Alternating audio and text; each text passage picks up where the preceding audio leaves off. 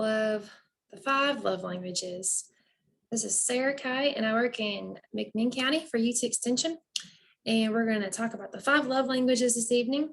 And I hope that you're excited. I'll do this briefly since it's the evening and you may have had a long day. So I'm going to take about 30 minutes of your time and go through the 5 love languages with you. I will be giving away free love language books at the end, so stay tuned to figure out how you can get your copy. This can be applied to anyone. You could be a single, you can be a couple that's dating or married. It also can be applied to parents and grandparents, anyone that works with kids. So let's get started. I just want to acknowledge this is not my program. I didn't create this. The love languages are based on Dr. Gary Chapman's work. He's written several books about love languages. And then also West Virginia Extension worked this into a curriculum. So give my acknowledgements. So let me ask you, what makes you feel the most loved?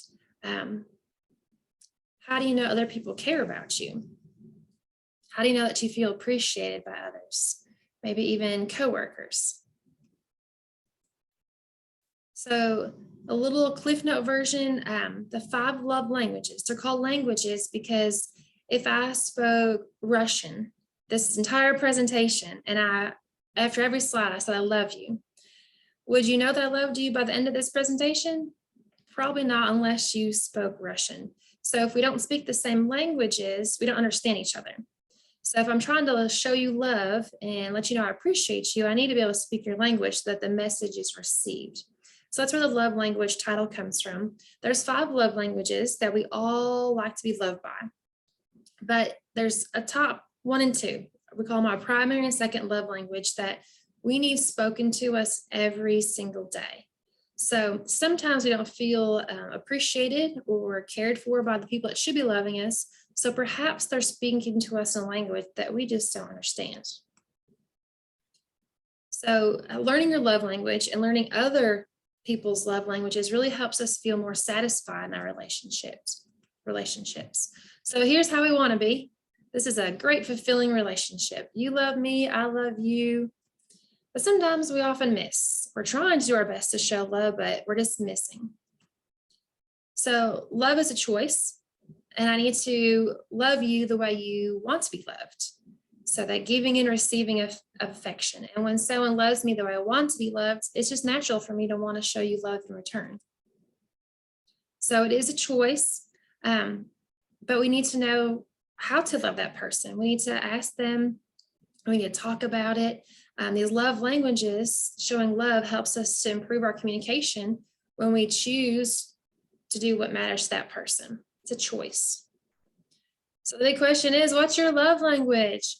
I'm going to go through all 5 love languages and you just listen. And if you have never heard of love languages, you just think about what sounds like you. What do you need every single day? Or if you're having a really hard week or a hard day, what would make you feel loved the most? If you've already heard this, you've been aware of love languages, listen to it again and maybe you can pick up something new. So these are the 5 love languages. We all need to be loved in these 5 ways all the time. But you have a top 2, your primary and secondary, that you have to have every day. And they have an analogy in the book called a love tank. It's like a gas tank in your car. You fill it up with gas and you can go for 500 miles. You can go and go and go. My love tank is similar. I need someone to be filling my love tank up every day so that I can just run. And when those hard days happen, if I know that I'm loved and there's someone that loves me, I can handle it a lot easier. I've got some pictures of kids on here. Think about your kids. If you're a parent or a grandparent, or a teacher, you work with kids, you know, kids are the same way. They need to know that someone loves them and that we love them the way they want to be loved, that we're filling their love tank up. Everyone's created differently and we receive love differently, but also we give love differently. So if you think about this, with children, with a spouse, with a dating partner, a friend. If you're a words of affirmation person, you love when people comment you, tell you that you're a great worker, you're hardworking, a great mom, great father, your hair looks beautiful today. You love those affirming words. And kids love for you to tell them how awesome they are, but be specific with that. They run up to you and show you their schoolwork for the day with a big smile on their face, waiting to be affirmed by you. Like, yes, wow, your hard work paid off. If you're a quality time person, you love when people just spend time with you. Nothing big or fancy, just sitting there with your attention given to them. TV's probably off, screens are off, or you're looking them in the eyes and you're just caring about them. Same thing with quality kids, quality time kids. Sometimes they'll be like, do you think you have time now to read with me? Do you think you can play with me? They always want your time. If they're a gifts person, they never complain about a gift. They give gifts that are meaningful to you, and they like to receive gifts that are meaningful to them. So if they love flowers, what specific flower do they like? So they like a rose, a dahlia, maybe springtime's coming, those tulips and daffodils. So you give gifts that are specific to that person. Acts of service people, they love when people help them. So your schedule is just packed full and someone does the dishes for you and cooks dinner for you. You come home, you're like, oh, wow, thank you so much. Something off my plate. Acts of service people also like to help you. So sometimes kids will be like, hey, can I help you? Can I help you? Can I do something? And sometimes they'll be like in the room cleaning and say, do you think you can help me clean my room? If they're acts of service, they're not lazy. Those kids just want you to help them. Don't do it for them, but help them, just quietly put a sock away every now and then. They can do the bulk of the work, but they want you there to help them. The touch people, they love hugs, hand holding, the back rub, shoulder rub, a head rub. Kids just always want to touch and be in your lap and hug you. And sometimes they'll like worry your clothes and just rub on it. So thinking about how you show love and also how you receive love. What do you like? Sometimes we call it nagging tagging. So if I nag about, you're never home to spend time with me, you're always at work. Well, my nag is really tagging, saying, if you spent time with me, I would feel loved by you.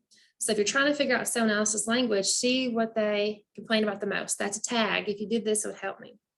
So affirmation, I really appreciate that about you. Thank you for taking care of that. Those encouraging, affirming words.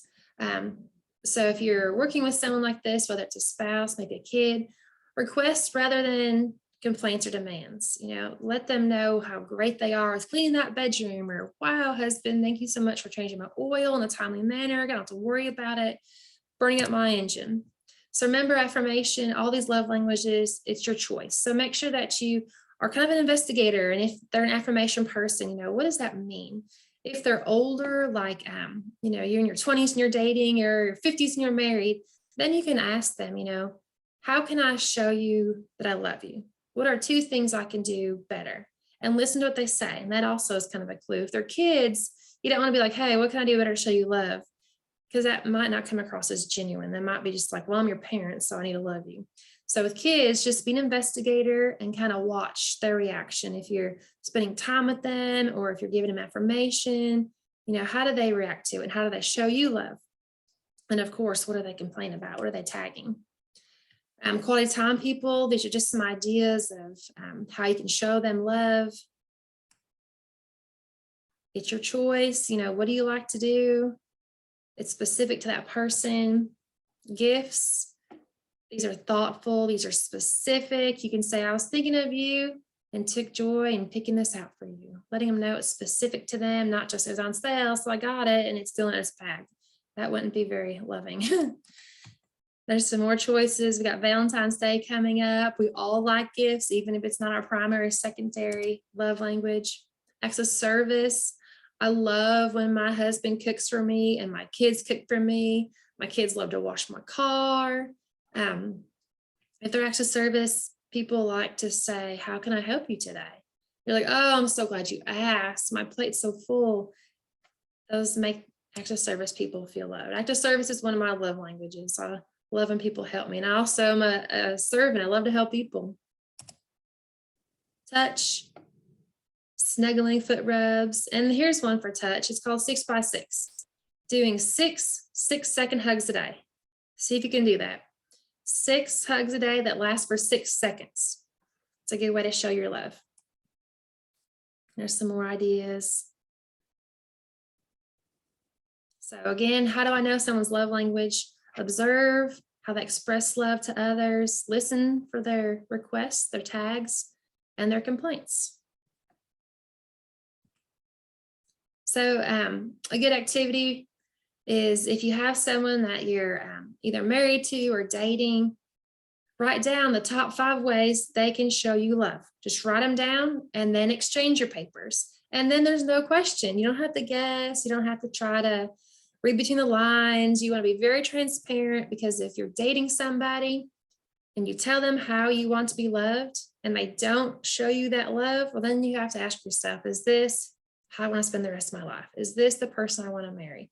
You want to be very transparent with how you want to be loved. What are your needs? Sometimes our expectations lead us to be disappointed. So share your expectations with love with this person that you care about and you're trying to grow and nurture a relationship. Maybe you've been married for 30 years, you've got kids, grandkids, whatever your situation is, and you just don't feel appreciated or loved. Well, write down 5 ways that they can show you love and say, I'm really feeling empty and I really need you to show me love. These are the top ways that I would feel loved by you. And if they care, they would do those things, because it's a choice. It's a choice to love. Love is an action, something we do, not just what we say. So in relationships, be very transparent and talk about these things. And then after you give them your list, ask for their list. What are 5 things I can do better? And then each month you can do a check-in. How am I doing? Am I loving you the way you need to be loved? What's one thing I can do better? Because we want to always keep improving. And if you have kids, grandkids, do that with them also.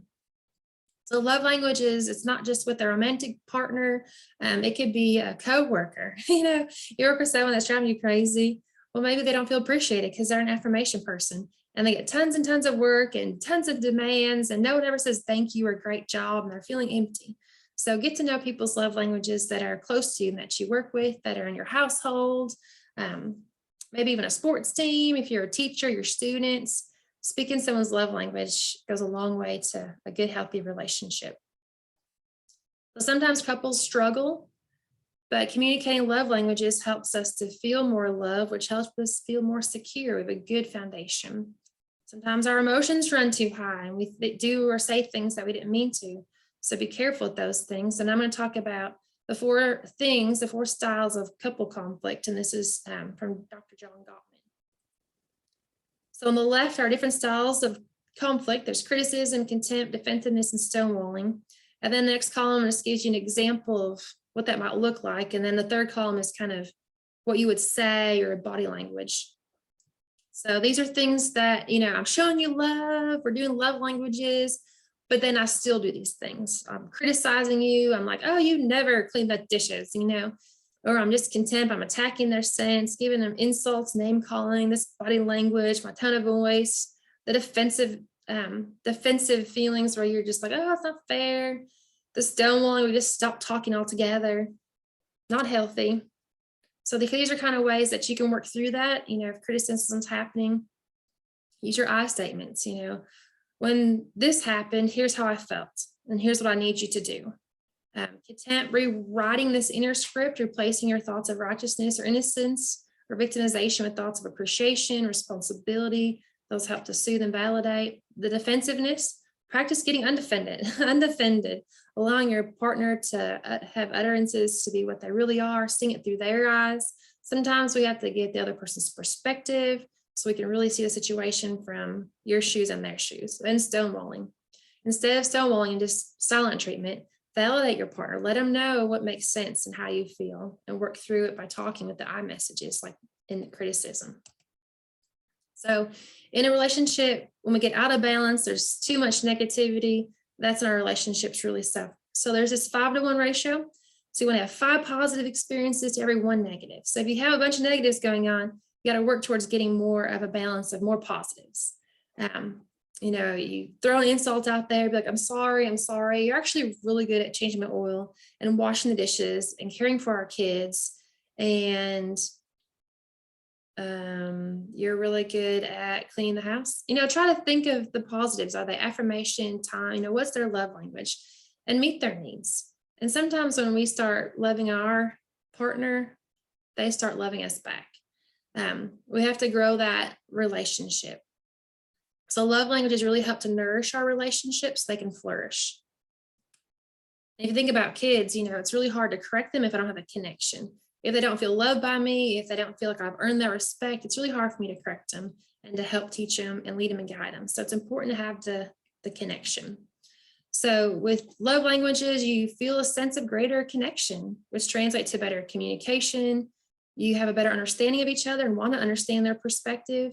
You have this great shift to appreciation of things they do and who they are, which gives you this more satisfying relationship. So having the love languages and understanding your kids or your spouse or dating partner gives you this where you've hit the mark. You've loved them the way that they want to be loved. So just in ending here, just some fun resources. You might be like, oh my gosh, this is so hard. I've tried to do these love languages, but things still get in the way and I'm out of balance. So there's a free app that Dr. Chapman created. It's called the Love Nudge. So if you have someone special in your life, a dating partner, spouse, you can download this app, both of you, and you take the love language quiz on there. And it tells you what your top 2 languages are. And then if you feel like the person that should be loving you isn't quite filling your love tank, you can give them a love nudge. You send them an idea. Hey, I really love, gifts every now and then to feel appreciated. And I think right now my favorite gift might be some tulips. And because I want to love you, I'm like, oh, thank you for the great idea. I'm going to write this down in my phone notes, my phone memo, so I don't ever forget your favorite flower, because I love you. I want to show you love because I care about this relationship. So it's a great way to kind of nudge back and forth if we get busy and forget to show people love. Here's another great idea. Date nights, family date nights, dating partners, spouses, date nights. You don't always have to have these expensive, elaborate dress up dates. So this one's color coded. Blue ideas are free. They're dates that cost no money. Red is an at-home date. Yellow is outside the home, and green's like an expensive one. So each person in your family, or if you're doing it as a couple, you get, several of these colors and write down your ideas. And then if you're like, well, it's the end of the month and I'm out of money, let's just do something that's free. You can pull out a blue.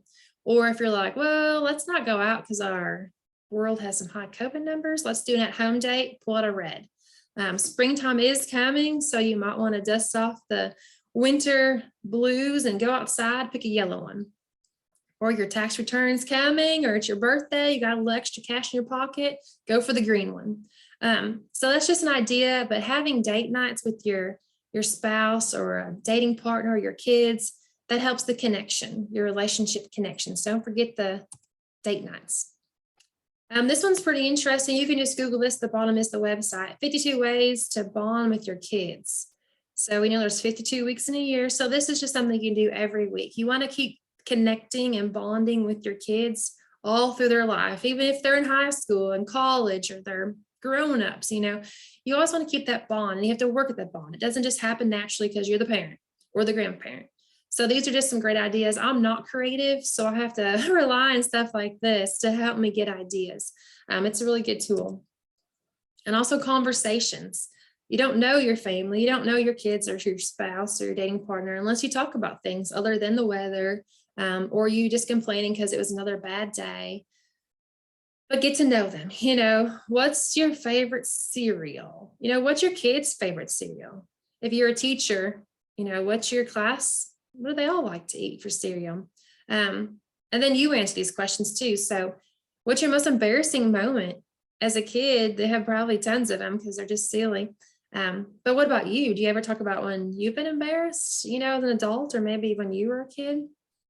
Who's your best friend? Sometimes that changes from day to day for kids, or for us, sometimes it never changes. So you can Google conversation starters for children, conversation starters for teens, for couples, for married, and there's tons of great things. So sometimes around the dinner table, breakfast table, whenever you have a meal together, or it's just the end of the day and you're sitting around, instead of watching a movie or TV or, getting on social media, have some of these conversation starters. You can just print them out.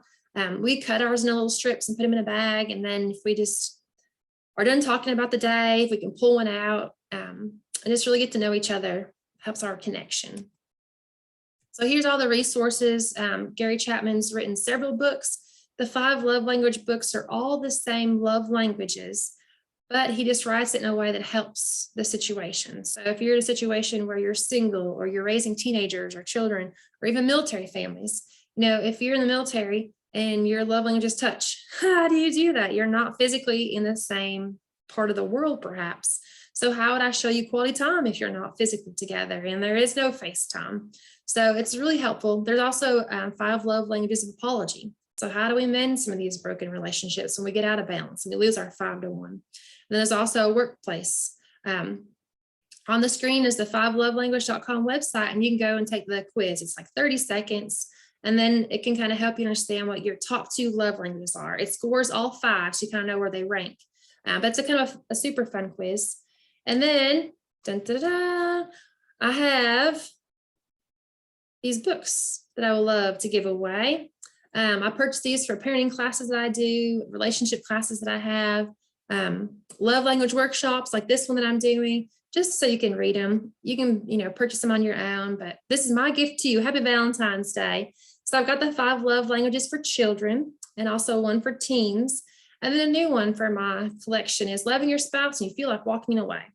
It's a really insightful book. If that's your situation or you know somebody, it'd be a great gift. So the first 25 people to email me will get a free book, and you can just pick them up at the extension office. I'll respond to your email so that you know that you're one of the first 25, but just email me the title, which one of these 3 that you would like, and it's yours to keep forever. My email's on the screen. It's skite for Sarah Kite at utk.edu. So I hope this helped you. Hope it helps your relationships stay healthy and stay balanced. If you have any questions, you're welcome to call me at any time or email me. The phone number to our UT Extension office is 745-2852. And thanks for joining me. I love you all. Keep working on balancing your relationships. And again, if you need anything, just let me know. But go ahead and email anytime, and you can get your copy of the 5 love language books. Hope you have a great evening. Thank you.